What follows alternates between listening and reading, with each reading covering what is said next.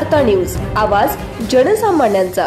काल इंडिया आघाडीची बैठक झाली मुंबईमध्ये, पण उद्धव ठाकरेंना याच्या माध्यमातून टार्गेट केलं जाते। भाजप असेल किंवा शिवसेनेकडून दोन्हीच्या गटाकडून टार्गेट केलं जाते। उद्धव ठाकरेंनी हिंदुत्व सोडलं अशा देखील टीका जाहीर केली। मला याची माहिती, कालची मीटिंग अतिशय उत्तम झाली आणि त्याच्यामुळे कोण काय।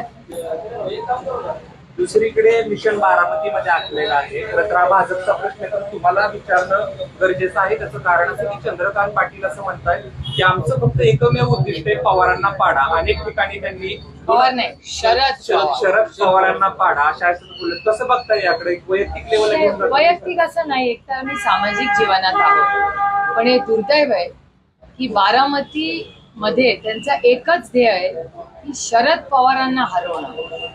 विकास, डेव्हलपमेंटचे काही मुद्दे, आज बारामतीमध्ये दुष्काळाची परिस्थिती आहे, टँकरची गरज आहे, छावण्यांची गरज आहे।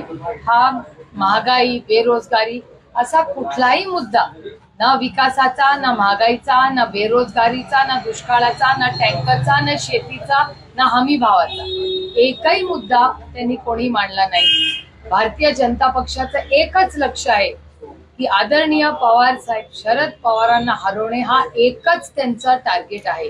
हे खूप दुर्दैव आहे आणि ज्या पद्धतीने ते बोलतायत, हा छत्रपतींचा आणि शाहू फुले आंबेडकरांचा महाराष्ट्र आहे, हा कैलासवासी यशवंतराव चव्हाणांचा महाराष्ट्र आहे, हा सुसंस्कृत महाराष्ट्र आहे। ही लढाई वैचारिक असते, वैयक्तिक नसते। आणि वैचारिक लढाई की ज्या धमक्या, ज्या पद्धतीने यांना संपून टाकू अशी ही भाषा आहे, ही महाराष्ट्राच्या सुसंस्कृत राजकारणाला अजिबात शोभत नाही।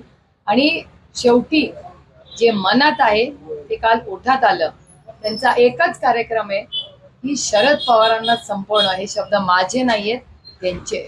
आणि दुर्दैव आहे की महाराष्ट्राचं आणि देशाचं राजकारण आज भारतीय जनता पक्षाने सुडाचं राजकारण आणि गलिच्छ राजकारण झालंय। ते म्हणतात विकास विकास, पण विकासाचा मुद्दाच राहिला नाही।